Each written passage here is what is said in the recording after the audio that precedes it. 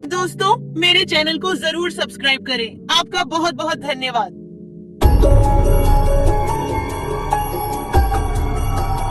बहुत साल पहले की बात है। लक्ष्मीपुर के जंगल में एक पुरानी झील थी। वहाँ दिन में तो कोई घटना नहीं होती, पर थोड़ा सा भी अंधेरा छाते कि वह झील एक खूनी झील बन जाती। उस दौरान जो भी जानवर उस झील पर पानी पीने आ जाता, वह जिंदा वापस नहीं आता। कहाँ जाता, आज तक किसी को उसका पता नहीं चला था। यही वजह थी कि जंगल के सारे जानवरों ने, यहाँ तक कि जंगल की राजा शेर ने भी उस झील को खूनी झील घोषित कर दिया था। अब पूरे जंगल में कोई भी शाम को उस झील की तरफ जाने की हिम्मत नहीं करता था।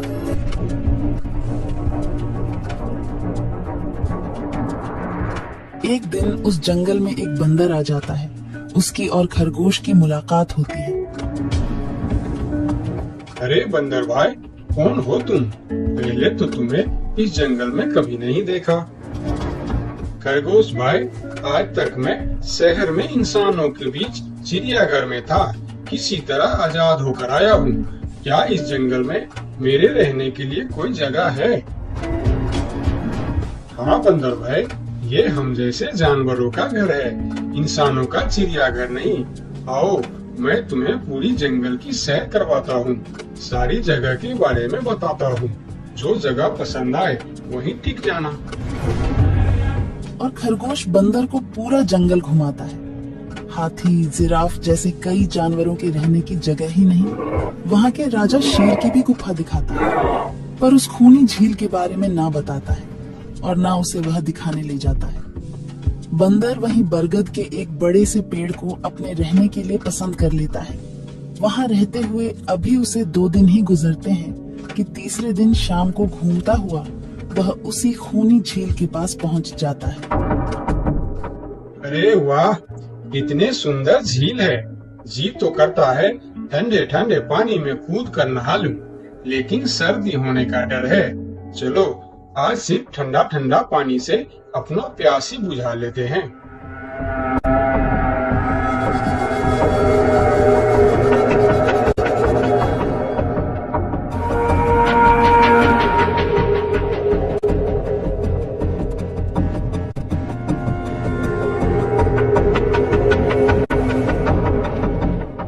अरे बंदर भाई, तुम इतने डरे हुए क्यों हो? कहाँ से आ रहे हो? झील में पानी पीने गया था और जिंदा वापस आ गए। क्या मतलब? तुम्हें पता नहीं? वह इस जंगल की खूनी झील है। शाम होने पर कोई भी वहां जाता है तो जिंदा वापस नहीं आता। उसकी लाश का भी पता नहीं चलता कि वह कहाँ गायब हो जाती है। इसीलिए शाम होते ही कोई भी उस खूनी झील की तरफ नहीं जाता।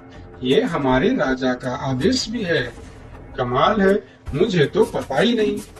कैसे पता नहीं? तुम्हें वह खरगोश भाई ने बताया नहीं? लो, खरगोश भाई भी आ गया।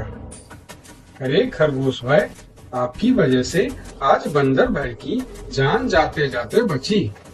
मेरी वजह से? हाँ, तुमने बंदर भाई को पूरा जंगल घुमाया, हर जगह के बारे में बताया। इस खूनी झील के बारे में क्यों नहीं बताया? भूल गया भाई, मैंने तो सोचा ये तो पेड़ पर रहते हैं, इन्हें झील से क्या काम। अभी अभी इन्हें खूनी झील की खूनी ने पकड़ने की कोशिश की, ये तो बाल बाल बच गए, वरना खूनी झील की खूनी, क्या तुमने उसे देखा? क्यों, क्या तुम लोगों ने आज तक नहीं देखा? नहीं, हम में से कोई कभी भी शाम को उस तरफ जाते ही नहीं और दिन में कोई घटना नहीं होती। और यह बात वह जाकर शेर के दरबार में सभी को बताता है। उसकी बात सुनकर किसी को भी यकीन नहीं आता है। क्या बात कर रहे हो बंदर? मैं सच कह रहा हूँ महाराज, लेकिन हम लोगों तो कभी आज तक देखा ही नहीं, क्योंकि आप लोग उसे खूनी झील समझकर दिन में ही वहाँ जाते हो और शाम होते ही आप लोग डर के मारे वहाँ जाना बंद कर देते हो। पूरे दिन वह मगरमच्छ झील में छुपा रहता है, शाम होते ही चुपचाप निकलता है और झील के पास पानी पीने आए जानवरों को खा जाता है। और आप लोग समझते हैं कि यह झील ही खूनी है, जबकि खूनी यह झील नहीं, इसमें छिपा हुआ मगरमच्छ है। हमें तो यकीन नहीं हो रहा है। वही तो बंदर भाई, हमें अगर पहले पता होता कि आप इतने बड़े झूठे हो तो हम अपने जंगल में आपको रहने की कभी जगह नहीं देते। अरे यार, आप लोग मेरे बात पर यकीन क्यों नहीं करते? मैं आप लोगों का भलाई के लिए ही बोल रहा हूँ। अगर तुम्हारी बात सच्ची है तो क्या तुम उस मगरमच्छ को हमें दिखा सकते हो?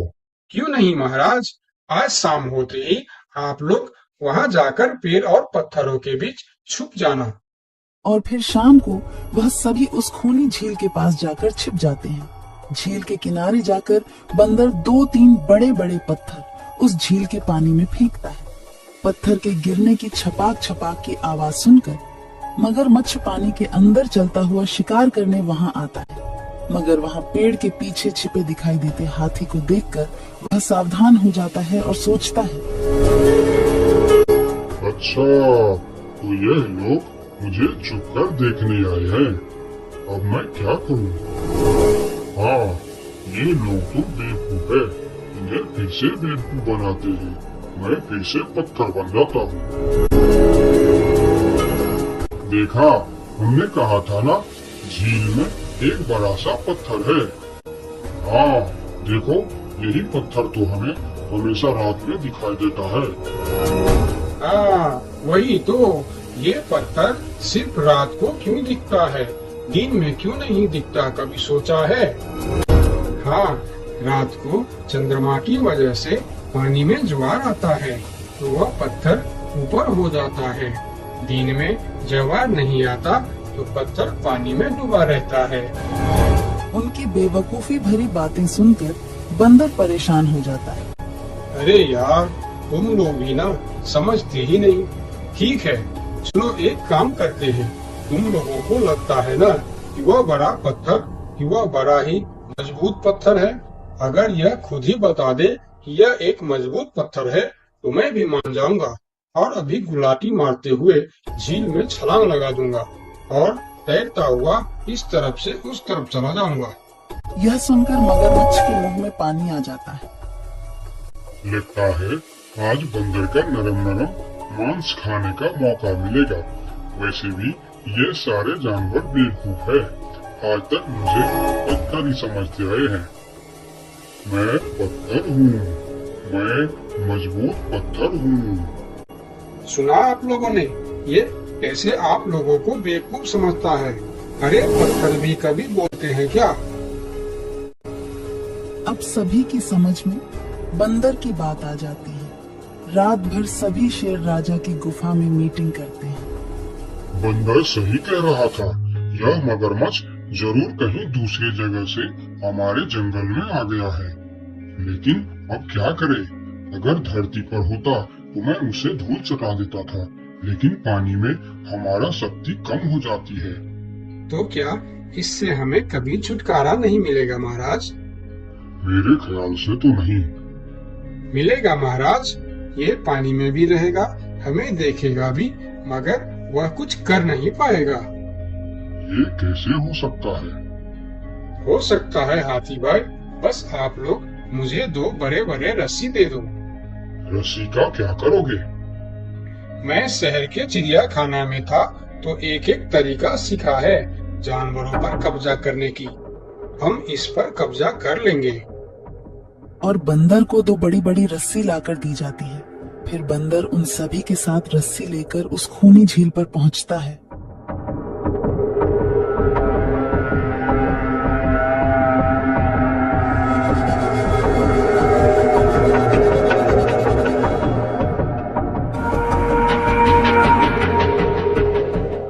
कल तक तो यह बंदर मुझे देखकर भागता था और आज पानी पीने आया है। लगता है ये भी दूसरे जानवरों की तरह मुझे पत्थर समझने लगा है। अभी इसे अपना निवाला बनाता हूँ।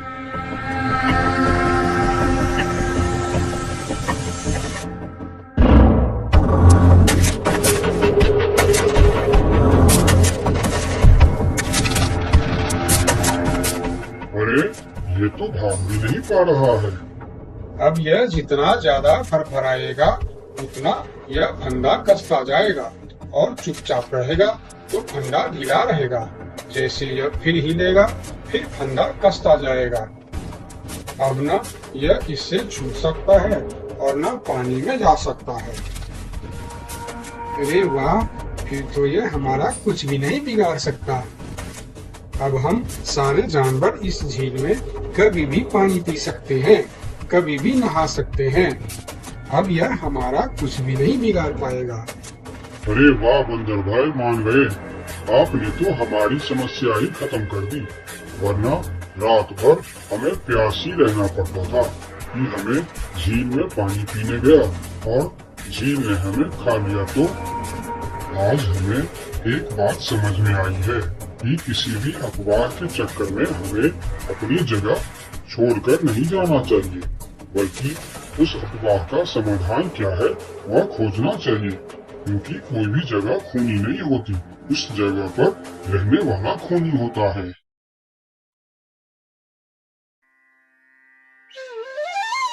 बहुत साल पहले की बात है। लक्ष्मी नगर में एक बहुत बड़ा जंगल हुआ करता था। उस जंगल में शेर खान नाम का एक शेर रहता था। वह जंगल का राजा था। उसके शासनकाल में जंगल के सभी जानवर सुखी और शांति से रहते थे। यदि जंगल में कोई भी जानवर गलत काम करता तो शेर खान उसे दंड देते थे। वह कमजोर जानवरों की रक्षा भी करते थे। एक दिन शेर खान अपने गुफा के सामने बैठे थे। तभी उसका दोस्त भालू उसके पास आया। फिर दोनों दोस्त मिलकर जंगल और जंगल के जानवरों के बारे में आलोचना करने लगे। मैं इस जंगल का सबसे शक्तिशाली जानवर हूँ। मेरे सामने जंगल का कोई भी जानवर टिक नहीं सकता। क्या कहते हो भालू भाई? ये तो तुमने बिल्कुल ठीक कहा, लेकिन हाथी के सामने तुम बिल्कुल चूहे जैसे दिखते हो। क्या ठीक कहा ना मैंने शेर खान? भालू की बात सुनकर शेर खान बहुत क्रोधित हो गए। भालू, तुम्हारी हिम्मत कैसे हुई मेरे बारे में इस तरह की बातें करने की? तुम्हें पता है तुम किसके सामने बात कर रहे हो? मैं इस जंगल का राजा हूँ। तुम मेरे दोस्त हो, इसीलिए तुम्हारे साथ मैं थोड़ा मजाक कर रहा था। तुम मेरे बात का बुरा मत मानना शेर खान। शेर खान नहीं, महाराज कहो महाराज। मैं इस जंगल का राजा हूँ, इसीलिए बाकी जानवरों की तरह तुम भी मुझे आज से महाराज कह के ही बुलाओगे। लेकिन शेर खान, हम दोनों दोस्त हैं, फिर भी तुम ऐसे क्यों बातें कर रहे हो? दोस्त है नहीं, दोस्त थे। आज से हमारी दोस्ती खत्म। आज के बाद मैं तुमसे कभी बात नहीं करूंगा। दोस्त कहकर मेरे सामने कभी मत आना। चले जाओ यहाँ से। अपने दोस्त का इस व्यवहार से भालू बहुत दुखी हुआ और वह वहां से चला गया। उसी जंगल में गोलू नाम का एक बंदर भी रहता था। वह दूसरों की चीज चुरा कर भाग जाता था। एक दिन गोलू की चोरी करते समय शेर खान के एक सिपाही के द्वारा पकड़ा जाता है और उसे शेर खान के सामने विचार के लिए लाया जाता है। गोलू को देखकर शेर खान कहते हैं, गोलू, तुम्हारी चोरी की किस्से जंगल के दूर दूर तक मशहूर है। तुम जानवरों के घर में ही नहीं बल्कि मेरे दरबार में भी बहुत चीज चोरी की है। इसीलिए मैं तुम्हें पहाड़ से गिराकर मारने की सजा घोषित करता हूँ। आज से ठीक 2 महीना बाद तुम्हें पहाड़ से गिराकर मार दिया जाएगा। अपनी मौत की सजा सुनकर गोलू बहुत रोने लगा और बोला, महाराज, मैं अब कभी चोरी नहीं करूंगा। मुझे माफ कर दीजिए महाराज। मेरे घर में छोटे छोटे बच्चे हैं, मुझे छोड़ दीजिए महाराज। लेकिन शेर खान ने उसकी फरियाद नहीं सुना। तब एक सैनिक उसे ले जाकर जेल में बंद कर देता है। उधर गोलू का दोस्त भोलू को जब इस बात का पता चलता है तब वह गोलू से मिलने के लिए कैद खाने में पहुंच जाता है और उससे कहता है, देखा गोलू, तुम पकड़े गए ना। मैं तुम्हें कितनी बार कहा था कि चोरी करना छोड़ दो। अब क्या होगा बताओ, कैसे निकलोगे यहाँ से? ये सब छोड़ो भोलू भाई, जो होना था वो हो गया। मुझे तो बस अपने परिवार की चिंता हो रही है। काश मैं मरने से पहले उनके लिए कुछ कर पाता। मेरे छोटे छोटे बच्चे हैं, बीवी है, अब उन सब का क्या होगा? मेरे बिना वह भी जीवित नहीं रह सकते। गोलू की बातें सुनकर भोलू सोच में पड़ गया। फिर वह शेर खान के पास गया और बोला, महाराज, मैं गोलू का दोस्त भोलू हूँ। मैं आपसे कुछ कहने आया हूँ। तो तुम गोलू का दोस्त भोलू हो। ठीक है, बताओ क्या कहना चाहते हो तुम। महाराज, मैं चाहता हूँ कि आप गोलू को कुछ दिन के लिए उसके परिवार के पास जाने दें, ताकि वह मरने से पहले अपने परिवार के लिए कुछ इंतजाम कर सके। मरने वाले का आखिरी इच्छा पूरा कीजिए महाराज। आप एक बार उसके परिवार के बारे में भी सोचिए। गोलू ने जो किया उसमें उसके परिवार की क्या गलती है? अगर आप उसे कुछ दिन के लिए अपने परिवार के पास रहने दोगे तो शायद उसका परिवार बच जाएगा। मैं इस बारे में तुम्हारी कोई मदद नहीं कर सकता। अगर अपने परिवार से मिलने के बहाने गोलू भाग गया तो मैं किसको सजा दूंगा? शेर खान की बात सुनकर भोलू थोड़ा सोच में पड़ गया। फिर बोला, तो ठीक है महाराज, आप गोलू को छोड़ दीजिए। जब तक गोलू वापस नहीं आ जाता मैं उसकी जगह कैद खाने में रहूंगा। और अगर वो कभी वापस नहीं आया तो क्या तुम उसके हिस्से की मौत की सजा भी लोगे? पूरा सोचकर बताओ। हाँ महाराज, मैं इसके लिए भी तैयार हूँ। भोलू की बात मानकर शेर खान ने गोलू को कैद से निकालकर भोलू को कैद खाने में डलवा दिया। तब बाहर निकलकर गोलू ने भोलू को बोला, दोस्त तुम चिंता मत करना, मैं समय से पहले ही वापस आ जाऊंगा। ऐसा कहकर गोलू वहां से चला गया और भोलू गोलू की जगह कैद खाने में रहने लगा। इस तरह बहुत दिन बीत गया, लेकिन गोलू वापस नहीं आया। तब एक दिन शेर खान भोलू के पास आया। देखा बंदर, मैंने कहा था ना गोलू वापस नहीं आएगा। अगर कल सुबह तक गोलू वापस नहीं आया तो शर्त के अनुसार कल शाम के समय तुम्हें पहाड़ से गिरा दिया जाएगा।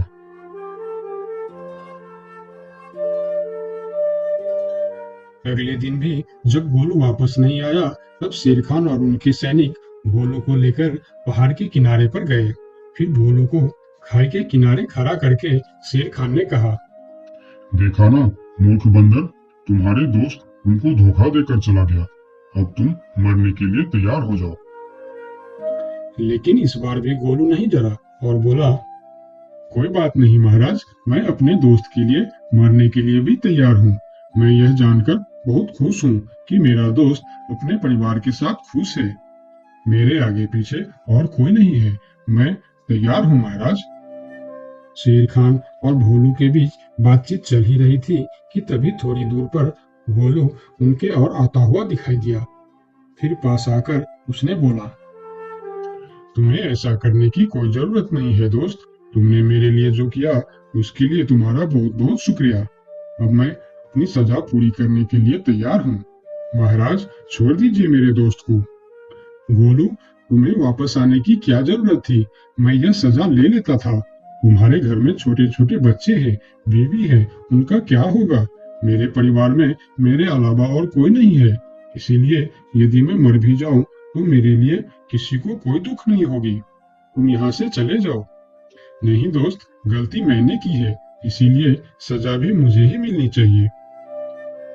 उन दोनों की दोस्ती को देखकर शेर खान सोचने लगे, ये दोनों अपने दोस्ती की खातिर एक दूसरे के लिए जान देने के लिए तैयार है, और मैं एक छोटी सी बात के लिए अपने सबसे अच्छे मित्र भालू से दोस्ती तोड़ दी। यह मैंने बहुत बड़ा गलती कर दी। मुझे इसका प्रायश्चित करना ही होगा। किसी को मरने की कोई जरूरत नहीं है। तुम दोनों की दोस्ती देखकर मैं गोलू की सजा माफ करता हूँ। और याद रखना गोलू, अगर तुमने फिर से चोरी की तो अगली बार मैं तुम्हारी सजा माफ नहीं कर पाऊंगा। नहीं नहीं महाराज, आज के बाद मैं फिर कभी ऐसा गलती नहीं करूंगा। आज से मैं ईमानदारी से मेहनत करके अपना परिवार चलाऊंगा। आपका बहुत बहुत धन्यवाद महाराज। ठीक है, अब तुम लोग यहाँ से जा सकते हो। उनके जाने के बाद शेर खान सीधा अपने दोस्त भालू के पास गया। भालू मेरा दोस्त, मैं यहाँ तुमसे माफी मांगने के लिए आया हूँ। मैंने जो उस दिन तुम्हारे साथ व्यवहार किया वह बहुत गलत था। मैं बहुत शर्मिंदा हूँ, मुझे माफ कर दो मेरे दोस्त। लेकिन महाराज, आपने तो कहा था। महाराज नहीं, शेर खान बोलो, शेर खान। आज से तुम मुझे महाराज नहीं शेर खान ही बुलाओगे, क्योंकि दोस्त एक दूसरे के नाम लेकर ही बुलाते हैं। आज से तुम मेरे सबसे अच्छे दोस्त हो। गोलू और भोलू की दोस्ती देखकर शेर खान को अपनी गलती का एहसास हुआ और उसने भालू से माफी मांगी और दोनों फिर से दोस्त बन गए। तो दोस्तों, इस कहानी से हमें यह सीख मिलता है कि कभी-कभी दूसरे के अच्छाइयों को देखकर भी हम अच्छा बन जाते हैं। इसीलिए हमें हमेशा अच्छे लोगों के साथ ही दोस्ती रखनी चाहिए और अच्छे अच्छे काम भी करनी चाहिए। आपका बहुत बहुत धन्यवाद।